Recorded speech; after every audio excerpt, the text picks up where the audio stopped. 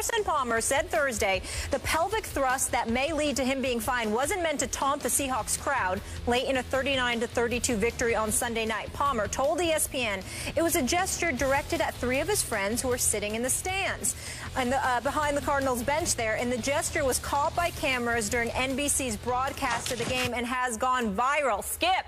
Yes. Sounds funny saying this, but should Palmer be fined for the pelvic thrust? Molly, yes, he should. Stephen A., yes, he should.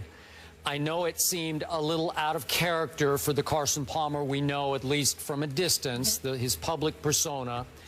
And I understand that he said he was directing it at his three buddies in whatever, the fourth or fifth row.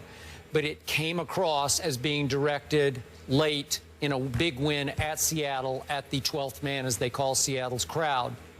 And the conduct code prohibits any sexually suggestive gesture. And I think this would qualify, this pelvic thrust, as that. So just to keep it all straight, keep it on the up and up, no matter what he intended, it came across the wrong way, wrong place, wrong time, caught on camera, went viral.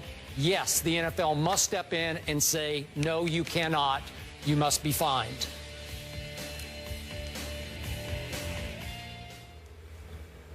Are Hello? you serious? Yeah. Extremely. You're serious? Yeah, I'm just going off the conduct code here. I completely and utterly disagree with you. Skip, I think that modifications in rules and regulations, everything doesn't have to be hard and fast.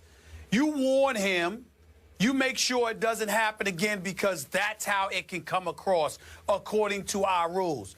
This man has no history of doing something like that. I mean, if three of his friends were in the stands and that's who he was talking to, you know, it's his fault that the cameras decided to follow him to the sidelines while he was talking to his friends or communicating with his friends. I'm just like, I mean, how many things can we come up with to take money out of dudes' pockets?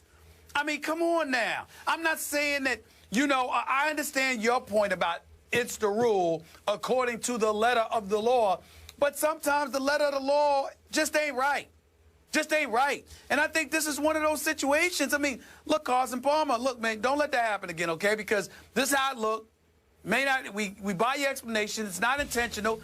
But, I mean, my God, it's national news because a pelvic thrust, because he was talking to his boys, verge of beating Seattle after dropping 39 points against the Legion of Boom, and nobody can understand that? I mean, you got a point. You got me. Please don't get me wrong. I don't want to look at you like you're totally ridiculous, because you do have the rule supporting you. So I get that. But I'm like, my goodness, man, can for once we just sit there and say, okay, could you make sure you don't do that again?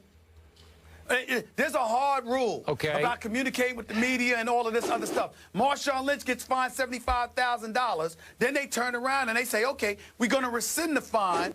Just don't do what you did before again. Don't do that. All right? So how come the same can't happen for Carson Palmer? Okay, I know what you're saying, but I'm surprised you're saying it, because you're the guy who always comes right back at me. These quarterbacks get away with everything. They give them all a pass. And if I can go here, especially the white quarterbacks seem to get the lily white treatment from the league because they want to prop them up as the biggest stars. Give me an example. Okay, well, I don't know an example, but this is an example. This is one where it's like a throat slash. It falls into the same realm. You just can't do it. It's just unbecoming of a pro football player. And again, it's not that the cameras today are following you to the sideline. They're all over this sideline. Nobody can get away with anything anymore on the sideline that is not caught on somebody's camera. I'm sorry. Any little thing Greg Hardy has done on the sideline, it's just like, it's viral like that. So I'm sorry, he did it, and again, it still comes across to me. I don't know if he's telling the truth about three buddies. Those are three pretty good tickets if you got them right behind the bench at Seattle. He said their names. I know he said their names. They were kind of silly names. He can pull it out. I know. He can get it. What's that? Maybe he can pull that off. He can get those tickets. Right, he can get those tickets. He must have. Okay. Even if I buy his explanation, and I will. Okay. It looks like he's aiming it at the Seattle fans, and this is Carson Palmer. He's a franchise quarterback. He is leading the league in QBR, and a pelvic thrust appearing to be aimed at the Seattle crowd is way out of bounds. I'm sorry. The league has to say that's just wrong. No matter what your real intention was, it comes across. It's a bad look for the National Football League. From a PR standpoint, a pelvic thrust, I'm sorry, you just have to say no. You don't have to fine him $2 million, but just you have to send a message with a small fine. Well, Skip Bayless, I would tell you, first of all, that it ain't that bad. If it's that bad of a look for the NFL, clearly the producers of First Take don't care because they've shown it about 15 times over the last 3 minutes. Yeah, okay. That's That's number one. That's number one. Yeah. Number two, Skip Bayless, I would say this to you. When I go, you are right that I talk about the quarterbacks getting away with everything, but I was alluding to defenders coming after them. You can't hit them too high. You can't hit them too low. You can't. That's what I was talking to. I certainly wasn't talking about gestures. And then when I think about it again, Skip, you're right in terms of the letter of the law. All I'm saying is modifications have been made for people who have been far more egregious, although they didn't follow the letter of the law, and the law was on the NFL side, and the NFL still made modifications. So how come that can't be the case for Carson Palmer in this equation?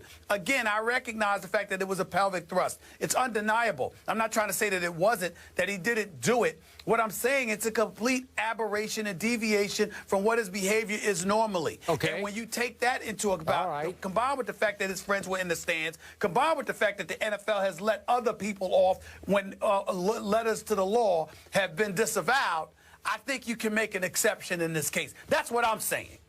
Okay, so if I flip it around and I ask you, what if Marshawn Lynch, I'm just pulling a name out of the hat, had been at Arizona and had given a pelvic thrust at the end of a big win by Seattle at Arizona to apparently to the fans, but he said, no, I had 3 of my boys in the stands. What would the NFL do then? Would they come down harder on Marshawn? I think they would, and I think they should, because there's a track record of egregious, and I won't say egregious, but there's a track record of him, not egregious, but there's a track record of him ignoring the rules, bucking the system, and doing what he does. Your track record matters in life. Wow. You can go into court, Skip, and the fact that you committed... Okay, I understand, but what I'm saying is I'm being fair, I'm being consistent with what I'm saying. All right. I'm saying that if you are a repeat offender of violations, that's entirely different than somebody who's a first-time offender in any walk of life. It does matter. It does matter. That's what I'm saying. The fine would be minimal by NFL standards. Yes. I want to make that clear, not for the rest of us. It could be over 11,000 for unsportsmanlike conduct and or 8,000 plus for taunting. There we go. Let's talk about the game on the field. Okay, guys, the Bengals fell from the ranks of the unbeaten on Monday night, and things don't get any easier this weekend when, of course, they face the Cardinals. Stephen A., Bengals, Cards, who wins this one? Oh, this is a tough one. But because the Bengals just lost, and I think they're a big-time team, I definitely think they are capable of going to Arizona and winning this football game as opposed to losing a second game in a row. I think the game that Andy Dalton had last week, he's anxious to make amends for that. I think their defense can do some things. I think their defense can rival that of Arizona's. I also think that their offense with A.J. Green, with Sanu, with Giovanni Bernard and Jeremy Hill and those boys, they can get some things done. And I think had they won last week and they were coming to Arizona undefeated, I would think differently, Skip. But because they're coming to Arizona fresh off of a loss that should not have occurred to the Houston Texans, combined with the fact that there's still some trepidation about the legitimacy of the Arizona Cardinals, according to you, I think this is the kind of game where Arizona, fresh off a Monday night game against Seattle, where everybody was hyped about it. You remember how often you allude to emotions running high, and then you go down after that, having to lift yourself back up. I think those things in a game like this ultimately works against Arizona. I think they lose this game. Obviously, the caveat is that Carson Palmer is going against his former team. Yep. But remember, he wanted out of there. He did. It's not like they exiled him. He wanted out of there. Yeah. So if anybody's motivated, it's the Cincinnati Bengals to go against Carson Palmer I agree to with remind that. him of what he walked away from. Yeah. He didn't just walk away. He sort of acted his way out, you know, like he just wouldn't play. That's right. So I'm not sure you're getting revenge for what. I think they owe you some payback. I think it's the Bengals. It's the other way around. I agree. I'm saying it's the Bengals that's going to win. All right, so you have shocked me again with your statement here, because I fully expected, especially off our discussion yesterday when you defended Arizona, when I was saying they're overrated if you're calling them the best team in the NFC right now, because I'm not sure. Right. Well, now I'm with you in your shocking prediction. I'm going to go visiting team, because the visiting team, the Bengals, have won all 4 of their road games. And Andy Dalton, God bless him, this is a shocking number. Through his first 5 years, he's tied for the most road wins ever by a starting quarterback for his first 5 years. Wow. 23. And if he wins this game, he'll have the record. Well, that's unbelievable to me. So I'm with you. This team will be good enough and mad enough to get a little revenge here. I'm going to go 24-21 Cincinnati over an Arizona team I respect, but I'm not completely sold on just yet. I'm going to go 30-27 Cincinnati. Okay. All right, we're both going Bengals here. Up next, let's talk Seahawks, though. Offensive coordinator Darrell Bevell had some shade to throw at his quarterback, Russell Wilson. We'll tell you what he said after the break and break it down.